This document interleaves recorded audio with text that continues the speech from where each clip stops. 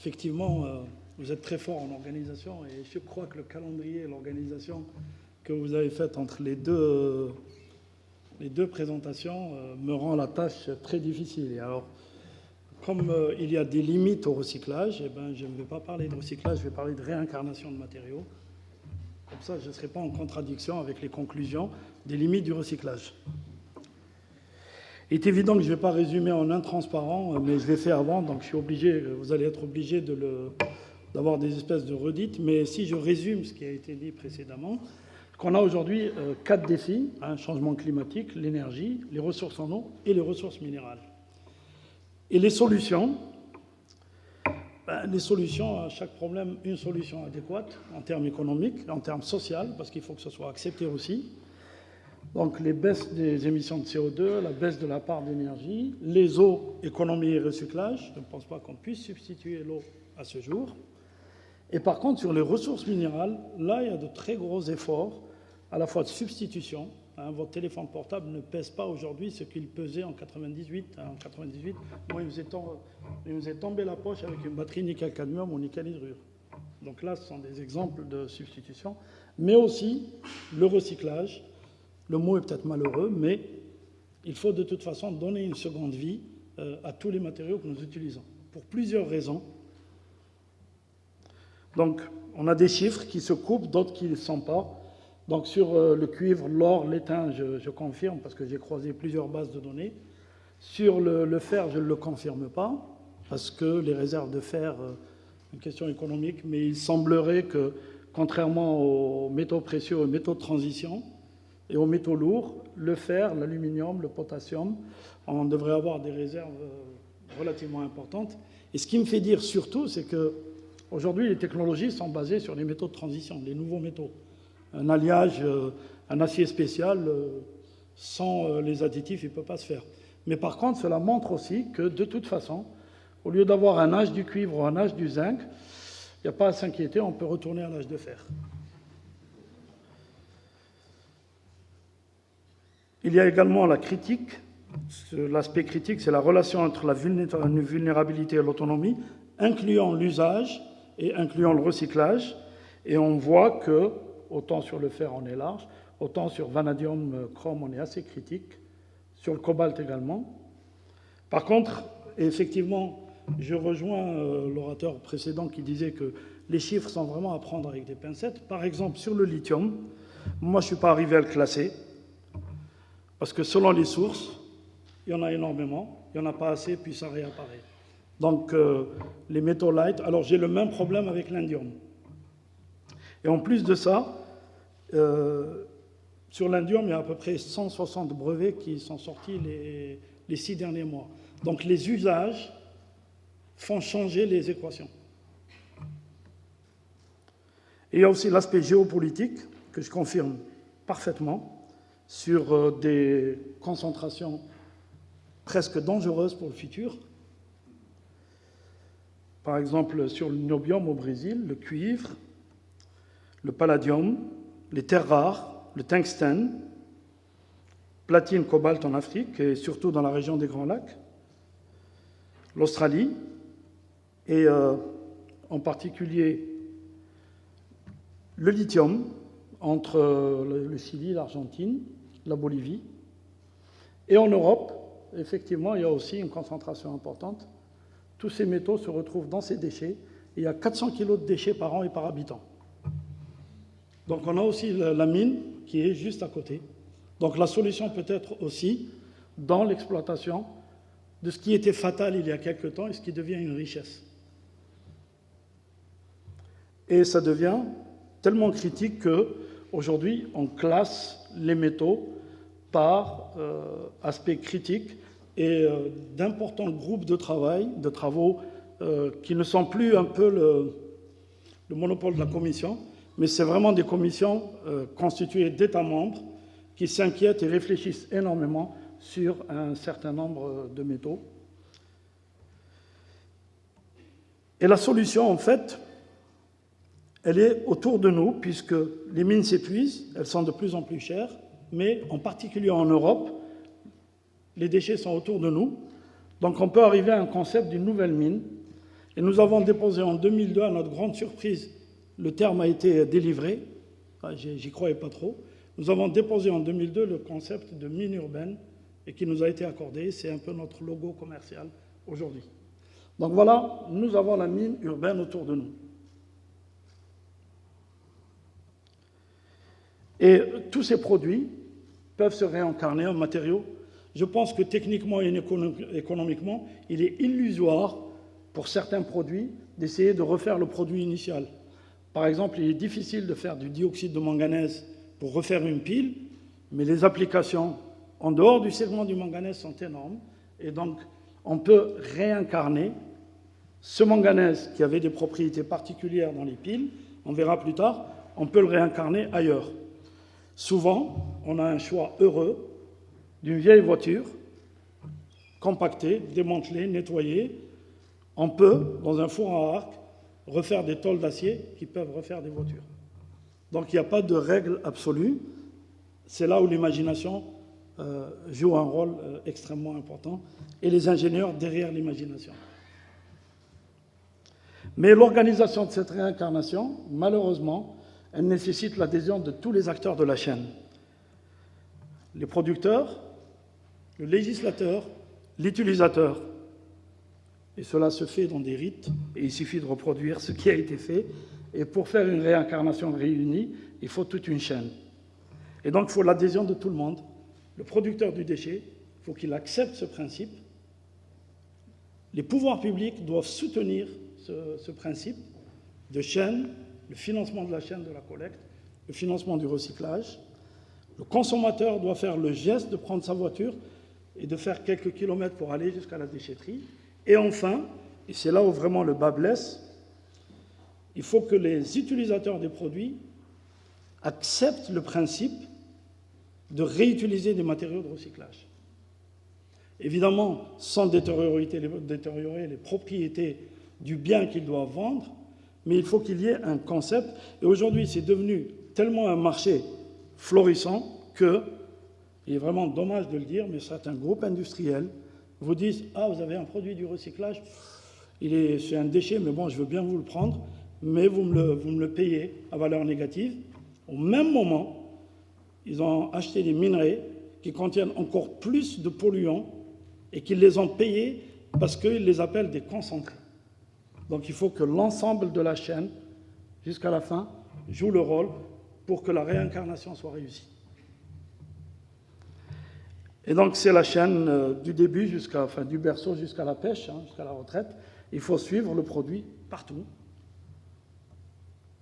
C'est-à-dire lui donner un traceur, lui mettre une puce, de la naissance, de la conception, jusqu'à la fin de vie. Et c'est à seule condition qu'il n'y aura pas de produits qui échapperont à la chaîne de collecte et de réincarnation. Sinon, c'est des ressources qui seront perdues. Au mieux, ils seront perdus dans les décharges et dans les incinérateurs, avec toutes les émissions qu'on peut imaginer.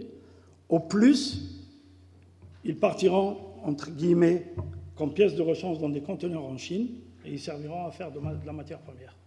Donc, le législateur a un rôle à jouer dans la maîtrise de la destination du produit en fin de vie. Maintenant, quelques exemples je dirais pas de recyclage, de réincarnation. Les piles et accumulateurs sont un excellent exemple, bien que ce soit un petit domaine marginal. C'est quelque chose d'extrêmement dynamique. C'est un concentré d'énergie dans un volume et une masse réduite. Et c'est aussi une source de liberté, parce que combien d'objets auxquels nous étions attachés à la maison avec un fil et que nous pouvons avoir aujourd'hui sans fil. Et ça, c'est grâce aux batteries. Donc pour moi, c'est l'un des éléments les plus indicateurs de l'évolution sociale, justement de liberté. Et ça a été réussi grâce à l'évolution des technologies. On se voyait mal avoir un appareil photo avec une batterie au plomb. Donc il y a eu des technologies extrêmement importantes, tant en termes de densité d'énergie massique, volumique, qu'en termes de tension, qu'en termes de durée de vie, avec des produits qui ressemblent maintenant à des cartes de visite. Donc on est loin des technologies. Et cela, s'accompagne donc d'une flambée de la consommation, puisqu'en 60, dans un foyer, il y avait la TSF et une lampe de poche, et ensuite ça a commencé à flamber, on n'arrive plus à suivre. Vous voyez qu'il y a une croissance de la consommation extrêmement importante. Il n'y a pas de jour qui passe sans qu'il y ait un produit qui sorte avec une pile ou une batterie. Y compris la carte d'anniversaire, quand vous l'ouvrez, elle chante joyeux anniversaire, il y a une pile bouton à l'intérieur. Et donc cette croissance s'accompagne d'une dynamique de la chimie des piles, puisqu'on est parti de 2 couples à quelques couples en 40, ça commence déjà à s'allonger à 80. En 2000, la colonne s'élève, et alors aujourd'hui, avec la dynamique de véhicules électriques, avec la dynamique de besoins en énergie stationnaire, la chimie s'est énormément enrichie. Et donc c'est une ressource et c'est un potentiel polluant si on ne fait rien pour. Donc il y a les 2 revers de la médaille. Si on regarde juste les piles alcalines salines, en faisant du recyclage de piles alcalines salines, en Europe, on peut récupérer environ 100 000 tonnes de métaux avec des techniques qu'il ne faut pas inventer, qui existent. Il faut simplement s'inspirer de ce qui existe déjà en termes de minéralogie extractive, en termes de métallurgie extractive. Simplement, la matrice n'est plus un déchet, n'est plus un minerai, c'est un déchet. Et on peut réincarner ces produits. Par exemple, l'acier, le zinc peuvent fournir des bordures d'autoroute. Le manganèse peut donner de l'acier dur au manganèse. Il peut donner du dioxyde du Mn2O3 qui sert dans les céramiques. Ce matin, on a vu même qu'il y avait des catalyseurs prometteurs à base d'oxyde de manganèse et aussi de cobalt. Je parlerai tout à l'heure du recyclage des lithium-ion. On peut avoir un cercle vertueux, faire de la photochimie avec ces matériaux producteurs, en n'allant pas puiser dans les ressources, en donnant une seconde vie à ces produits-là. Donc on peut continuer un cercle vertueux.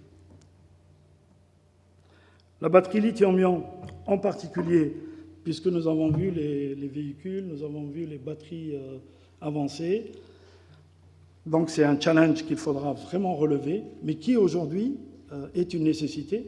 Il y a 5 milliards de téléphones portables en circulation dans le monde. Donc, à raison de 30 grammes par batterie, puisque les progrès de miniaturisation sont énormes, ça laisse une masse potentielle extrêmement importante.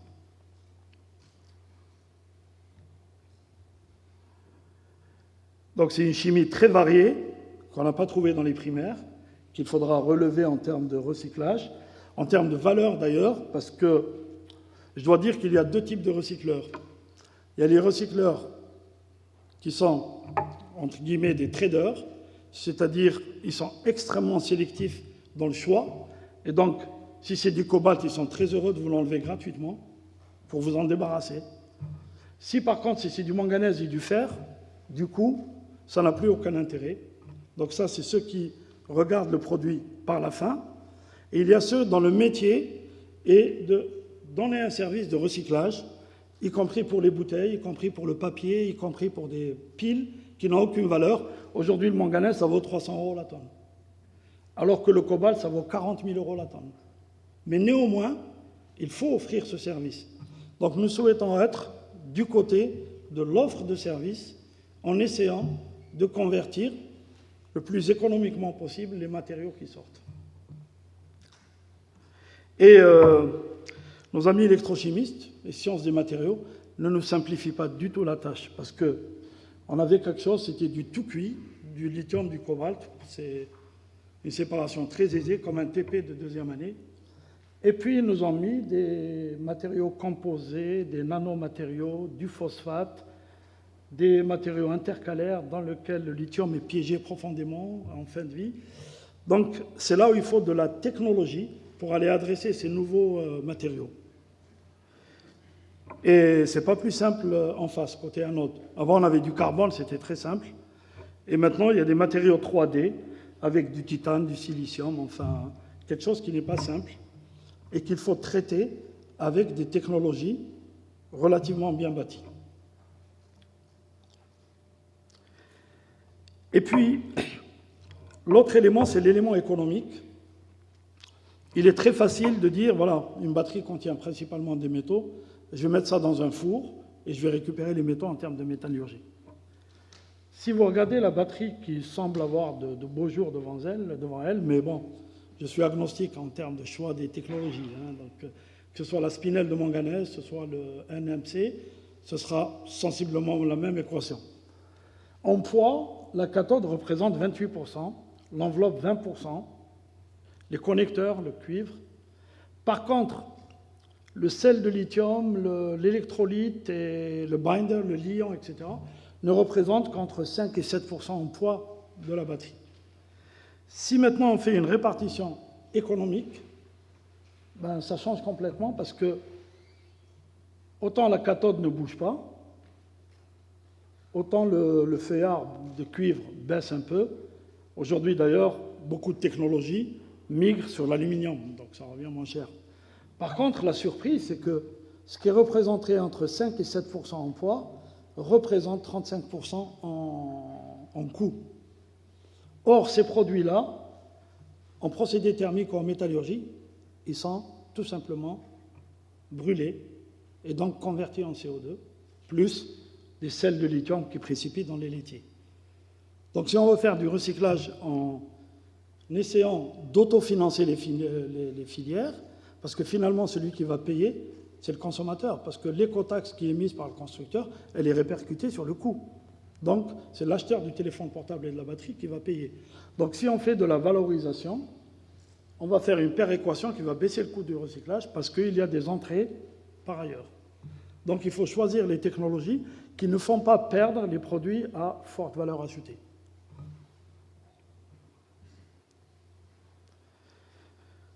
Et se pose donc la question du lithium, et je voulais l'aborder parce qu'on est un peu dans un contexte aussi économique. Donc les ressources sont limitées, elles sont difficiles d'accès. Au Tibet, en Afrique, en Amérique du Sud, un petit gisement qui commence à devenir une vedette, c'est Peak Valley au Nevada, qui a été abandonné à 25 ans et qui reprend de la vie. Et puis, comme c'est vide partout, et comme il y a deux pays qui ont une appétence pour le lithium connue, c'est la Corée du Sud et le Japon, ils ont trouvé de nouvelles ressources, ils investissent dans des installations qui récupèrent le lithium à partir de l'eau de mer, sachant que le lithium dans l'eau de mer est à 2 ppm. Et ça semble intéressant puisque les investissements ont été faits. Donc, on est en train de chasser les moindres concentrations de lithium. Donc, on ne peut pas dire que ce n'est pas un problème critique. Et d'ailleurs, les ressources naturelles, donc Silver Peak au Nevada, 0023, le site le plus riche, c'est celui du Chili. Le salar le plus important en tonnage, mais qui est moins concentré, en Bolivie. Et en fait, ils sont tous concentrés à moins de 1%. Avec la chaleur, avec le séjour, principe des marais salants, ça monte à 6%. Et après, il faut purifier, il faut enlever le sodium, le potassium, le magnésium, le calcium, qui naturellement accompagnent les salins de lithium. Eh bien, si on regarde un lot de piles, c'est 3,5% de lithium, sans présence de sodium, magnésium, etc. Et donc, c'est un process qui peut être exploité entre 100 et 1 tonne-heure, selon la taille de l'investissement. On a là un gisement qui est 20 fois plus concentré que le gisement le plus concentré.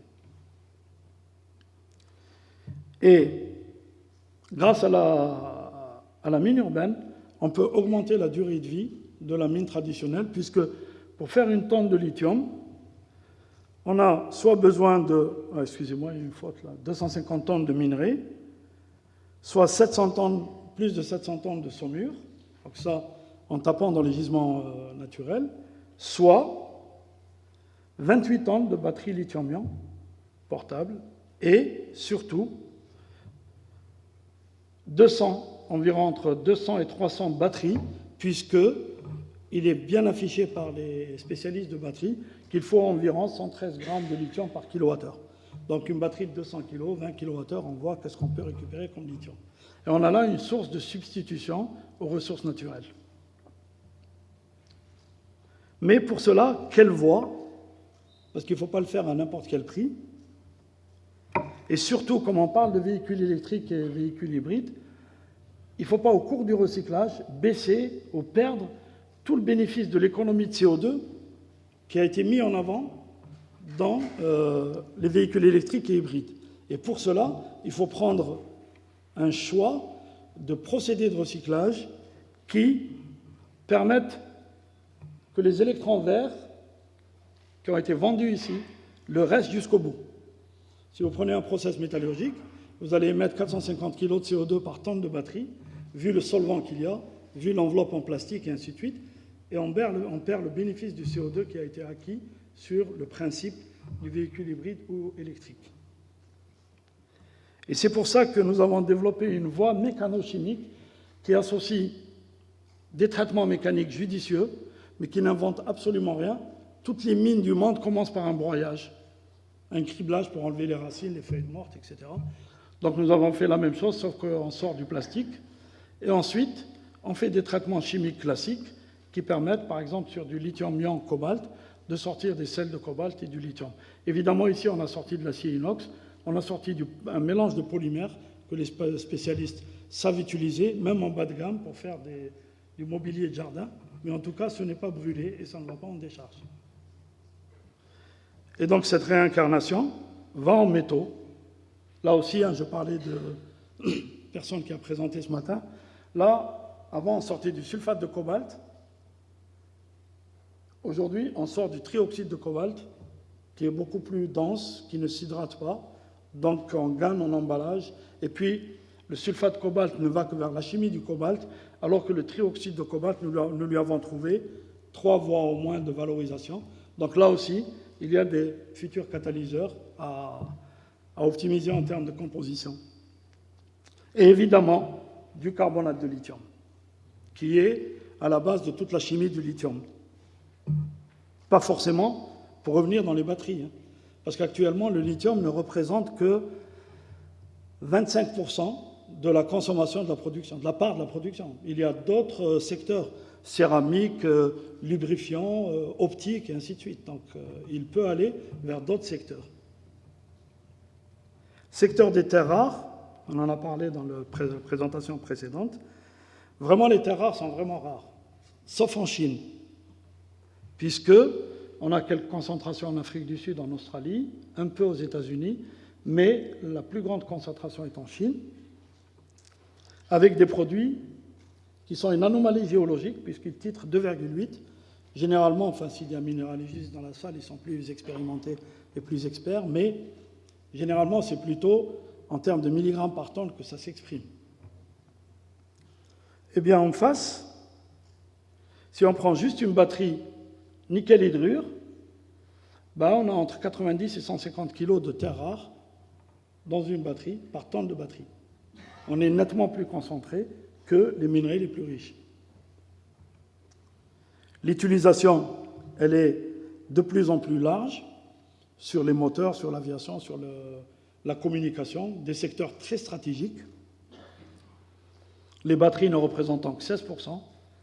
Et d'ailleurs, en termes d'énergie renouvelable, sur une éolienne, il y a quand même installé entre 500 et 800 kg de néodyme bore, sont les aimants les plus largement utilisés.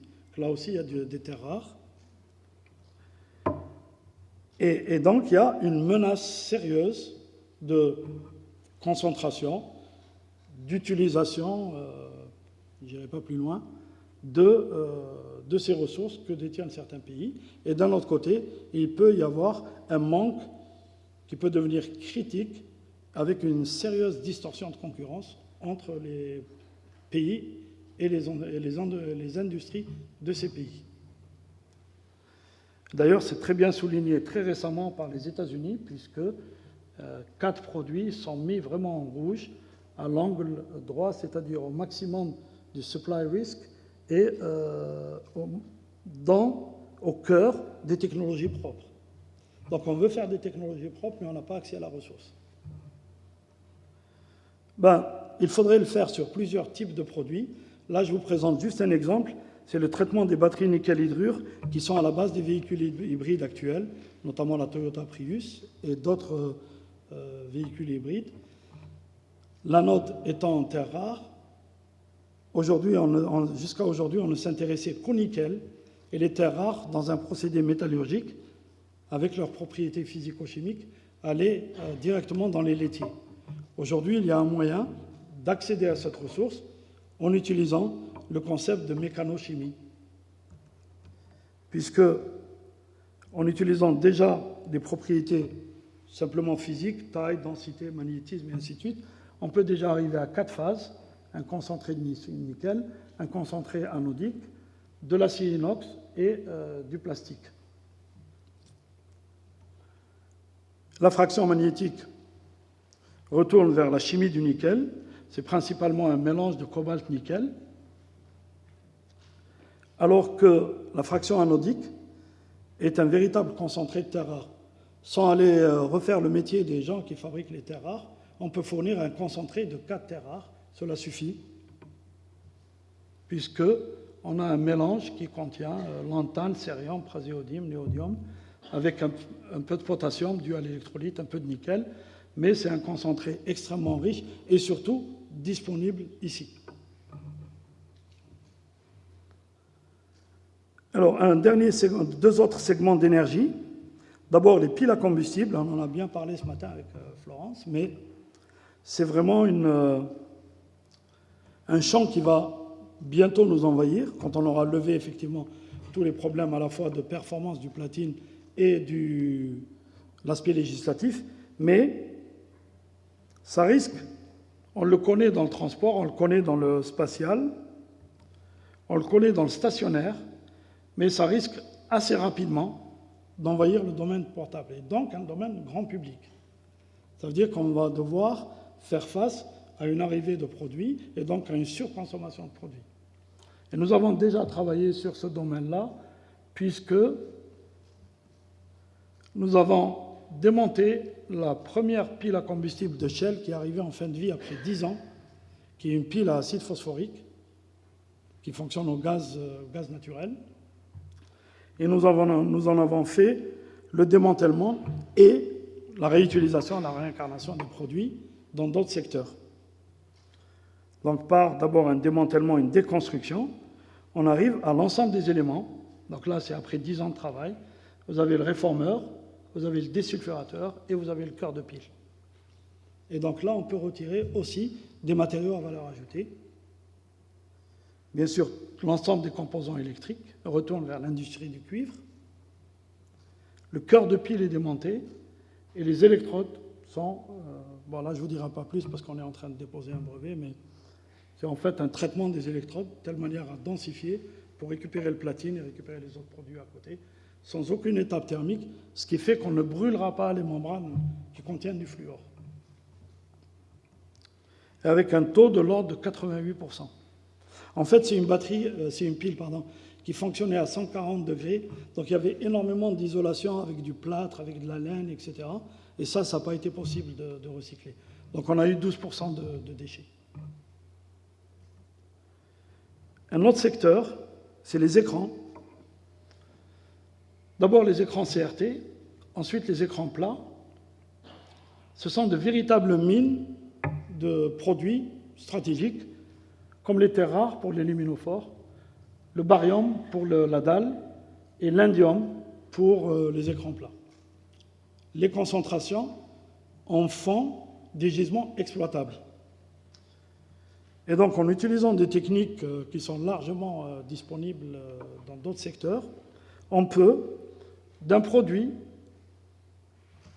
le décomposer en composants identifiables.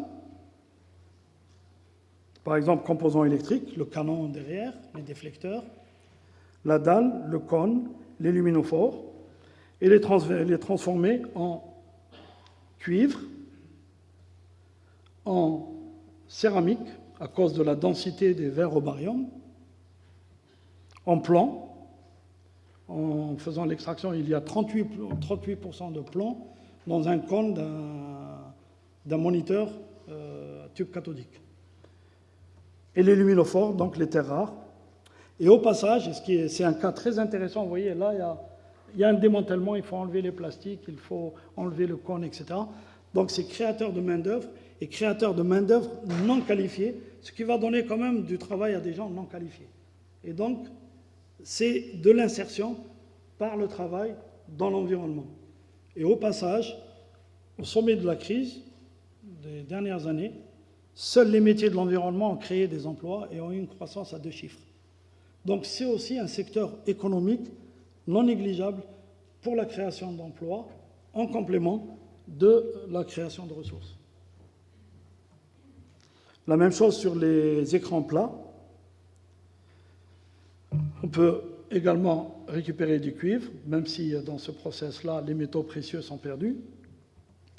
Les plastiques, on a un mélange de plastiques que les spécialistes savent componder, comme ils disent, pour faire des produits de seconde catégorie. L'aluminium, lui, n'a pas de souci à être recyclé. Et justement, tout l'arrière aujourd'hui, tous les arrières faces des écrans plats, pour le problème de légèreté, sont en aluminium. Donc c'est très facile à démonter et à envoyer vers des filières d'aluminium. Et le verre, c'est du verre sans plomb, qui a de très grandes propriétés de fluage et qui donne de la laine de verre. Les cellules photovoltaïques sont également un secteur de l'énergie renouvelable dont il faudra tenir compte dans l'équation de fin de vie. Et là, c'est extrêmement intéressant parce que là, il y a vraiment une conjonction intelligente entre la production de produits vierges et l'injection intelligente de produits de seconde vie. Si on prend la production de silicium primaire, globalement, tous les procédés commencent par une carboréduction. Ça, c'est inévitable. On fait du silicium technique et ensuite, soit on fait une voie d'affinage, comme la métallurgie classique, on élimine le bore, le phosphore et ainsi de suite, en faisant après des opérations de croissance cristalline, soit amorphes, soit, bon, des spécialistes connaissent mieux que ça, et en particulier Yves ici, pourra peut-être commenter, soit on applique le procédé Siemens, qui consiste en une chloration, une distillation, une réduction à l'hydrogène, les deux procédés conduisant au silicium pur. Donc, à un moment quelconque de la chaîne, on est passé par la production de silicium technique et il y a eu une rupture. Il y a eu une rupture de chaîne. Eh bien, il faut tenir compte que globalement, la plus grande consommation d'énergie, elle est là. Et il faut entre 8 et 14 kWh par kilo, et avec une émission de 3 tonnes de CO2, parce que c'est quand même une carboréduction. Si on injecte les produits de silicium technique, ici, on élimine déjà une part de la première partie, et ensuite, évidemment, comme c'est un produit technique, il n'est pas pur, il n'y a aucun problème à lui faire subir les traitements d'affinage et de purification. Mais on aura gagné la première étape qui, elle, partait du quartz. Ce procédé est développé aujourd'hui à l'échelle pilote, 200 kWh, avec le soutien de l'ADEME et du ministère de l'Industrie et de la région Rhône-Alpes. Et nous sortons au passage par des techniques de séparation physique du verre trempé, un mélange de polymères, et donc ce silicium a subi une étape préliminaire que je ne décrirai pas ici, avant qu'il serve à faire du silicium métallurgique.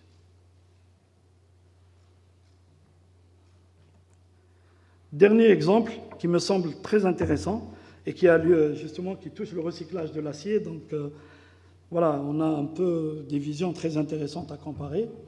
Aujourd'hui, l'Europe voit ses hauts fourneaux quasiment disparaître. Mais par contre, la production d'acier reste extrêmement intéressante. Pourquoi ? Parce qu'elle a basculé vers les fours à arc. Et les fours à arc, contrairement aux hauts fourneaux, ont la capacité d'utiliser des déchets. Et en particulier, les voitures démantelées, compressées, les chutes de production, les vieux frigos, les vieilles cuisinières. Une fois qu'elles ont été démontées de leurs composants de cuivre, la batterie au plomb, les sièges, etc., c'est la matière première des fours à arc. Et bien sûr, par exemple, les bordures d'autoroute galvanisées, Comme les voitures, aujourd'hui, elles sont toutes garanties entre 5 et 7 ans contre la corrosion, donc les tôles sont galvanisées.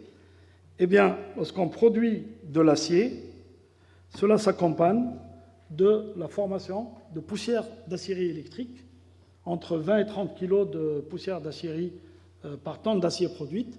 Et ces poussières d'acierie contiennent du fer, du zinc, du plomb, du cadmium, du chlore aussi, parce que les voitures, lorsqu'on met du chlorure de sodium en hiver, elles s'imprègnent pendant des années de chlorure de sodium en dessous. Et donc on va retrouver du chlore, on va retrouver du cadmium, qui est un alliage, qui est un élément qu'on ajoute pour donner certaines propriétés au zinc.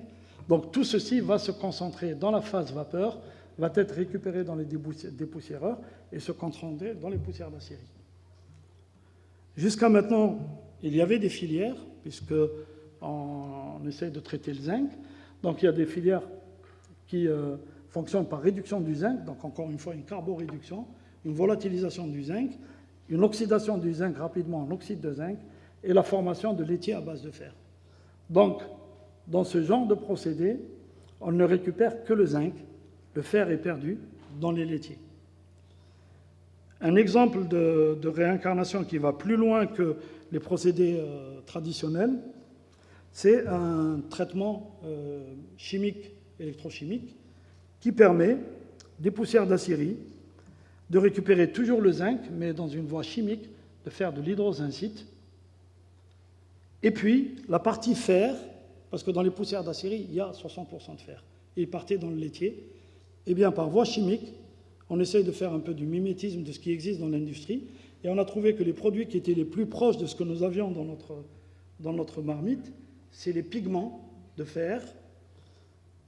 Et donc nous avons converti le fer que nous avons dissous en goethite, une goethite parfaitement identifiée tant en termes de cristallite, de diffraction X que de couleur. Les usines ont quasiment fermé en Europe, il ne reste plus que Bayer en Allemagne, et l'ensemble est importé de Chine et du Brésil. Donc voilà une source disponible localement. Et nous pouvons également faire de l'hématite, un pigment rouge, parfaitement identifié ici par son spectre X, sa nuance de couleur qui est normalisée et la granulométrie. Aujourd'hui, ce n'est plus une curiosité de laboratoire, il y a un pilote industriel de 6000 tonnes qui tourne en Belgique. Donc voilà les deux. Je voudrais rapidement dire 5 mots sur la chimie verte. Donc c'est bien beau de traiter, de réincarner les métaux, etc. Mais il faut vraiment le faire pour limiter leur impact environnemental, mais il ne faut pas créer de nouveaux impacts. Donc tout à l'heure, j'avais parlé du CO2, mais même la chimie elle-même a aussi des impacts qu'il faut d'ailleurs, l'occasion est trop belle dans le domaine de l'environnement pour dédiaboliser la chimie et dire que la chimie n'est pas là uniquement pour polluer, mais elle peut apporter des solutions aussi dans le recyclage. Et donc, en mettant en avant une chimie verte, nous pouvons arriver à ce résultat. Et l'hydrométallurgie me semble une solution. C'est vrai que devant la métallurgie, on se plie parce que la métallurgie est millénaire, mais l'hydrométallurgie aussi. Voilà un exemple d'opération hydrométallurgique, Second Empire en Égypte. C'est de la filtration. Là, ils ne sont pas en train de bercer un bébé. En fait, ils tournent à contresens dans un drap de lin pour essorer. Donc, c'est un filtre-presse. Donc, c'est une opération hydrométallurgique qui a plus de 3000 ans. Donc, c'est une industrie millénaire qu'il faut remettre simplement au goût du jour. Et pour cela, il faut y adjoindre une notion de chimie verte. Et il nous semble que les liquides ioniques sont un nouveau milieu réactionnel qui peut apporter une excellente réponse au domaine du recyclage sans impact environnemental fort des milieux chimiques traditionnels. En particulier, les températures, c'est très intéressant parce qu'ils se situent à mi-chemin entre les milieux traditionnels qui sont l'eau ou les solvants organiques, avec une température d'ébullition globalement inférieure à 100, et les sels fondus qui sont bien maîtrisés pour fabriquer tous les métaux, notamment les alcalins, etc., l'aluminium. Et donc on a ici une frontière d'un produit qui est ionique et dont la température est quasiment à la carte. Donc je vais aller rapidement sur les propriétés, mais vous aurez les transparents. Par contre, voilà, nous avons réussi une première intéressante à partir de composants à base d'imidazolium et de chlorure, dans des conditions avec des produits qui sont en cours de dépôt de brevet. Nous avons réussi à faire de la dissolution puis du redépôt, dissolution à partir de déchets électriques et électroniques, puis du redépôt d'or dans des conditions sous air, alors qu'on connaissait l'hygroscopie des liquides ioniques. Nous avons réussi à stabiliser par des additifs et on arrive à faire un dépôt d'or et une dissolution surtout, parce que le dépôt est très facile. La dissolution, par contre, ne se fait qu'au milieu cyanure ou dans un process thermique ou à l'eau égale. Donc là, nous avons, alors j'espère que la vidéo va marcher, rapidement, une vidéo de dissolution d'un fil d'or dans le milieu réactionnel que nous avons développé en l'absence totale de cyanure. La dissolution se fait, donc là on est en caméra accélérée, elle se fait en 5 heures, ce qui est compatible avec des process industriels.